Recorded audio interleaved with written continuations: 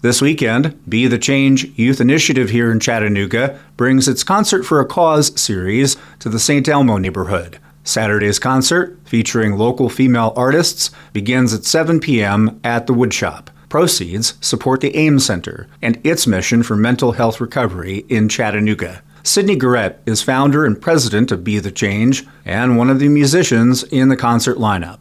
Savannah Buzbee is with the AIM Center.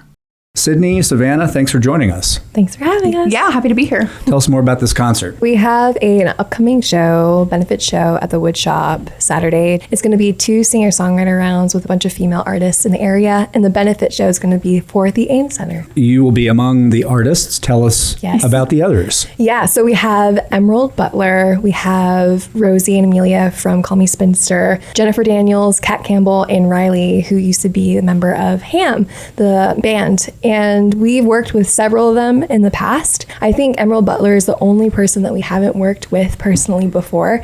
So the fact that we get to work with other like-minded artists who are just as passionate about creating, cultivating a community here around music, around storytelling, but also are willing to share some of their own mental health stories and how it's impacted them in their songwriting. It's going to be a great night of advocacy and also community work for it as well. Let's talk more about that work, Savannah. The AIM Center is a mental health nonprofit in Chattanooga that serves adults here living with serious mental illness. And really what that serious means is your mental illness is impacting your day-to-day life. So we do that through the Clubhouse model of psychosocial rehabilitation, which is just a fancy way of saying that we offer community-based recovery. So we create a stigma-free environment where adults can just focus on their mental health recovery and have the support system to do so. How would you describe the needs of the AIM Center and those it serves at this point in time? Any kind of support that we can get for mental health is really, really critical. And what we find a lot in our work is that there's a huge gap between being okay with your mental health and then needing like institutionalized care. There's a service gap right there in the middle.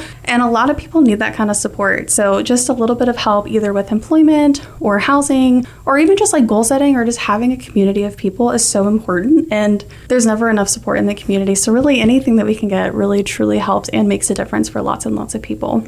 Mental health afflicts every demographic, but just thinking about the lineup for this show, Sydney, talk more about the struggles in mental health and articulating those struggles and finding help to navigate those struggles for women. We can look even just at what's happening in our world today. I think there's been a lot of oppression and a lot of stigma, especially when it comes to women's rights. And so much of our culture is just constantly putting this idea of like what a woman should be, what we should be able to do with our bodies. And I think the biggest thing that we can do is not just creating a local change on that larger level, but it's about creating a change on the community base, like local level. And how do we do that? By meeting like-minded people, by having that conversation with other women, by sharing our stories and creating that kind of safe environment to say that it could be like a mental illness that we're struggling with, or it could just be having like a bad day. I think there's a spectrum of the mental health conversation.